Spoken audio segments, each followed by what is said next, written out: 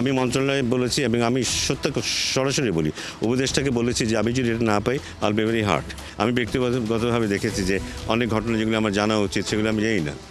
আমার ব্যাপারটা খুব সোজা, if I am not happy আমি কিন্তু সেখানে আমি কাজ করি না। ২১ আগস্ট যুব ও ক্রীড়া মন্ত্রণালয়। সেদিন এভাবেই হাস্যোজ্জ্বল ছিলেন ফারুক আহমেদ। পাপন যুগের অবসান ঘটিয়ে হয়েছিলেন বিসিবি প্রেসিডেন্ট। সেদিন পরিচালক হিসেবে নাজমুল আবেদিন ফাহিমও দায়িত্ব নেন। দুজনকে ঘিরে প্রত্যাশা ছিল আকাশচুম্বী, কিন্তু ৫ মাস না যেতেই ক্ষমতার কেন্দ্রে থাকা ফারুক আহমেদের দিকে এবার স্বেচ্ছাচারিতার অভিযোগ তুললেন খোদ নাজমুল আবেদিন ফাহিম।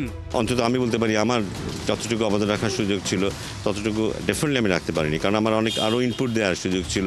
সো কোথায় কোন জায়গাটায় কী ধরনের পরিবর্তন আসলে কার্যক্রমকে আরও গতিশীল করা যায় সেসব চিন্তাভাবনা তো সবসময় ছিল। শুরুতে যতটা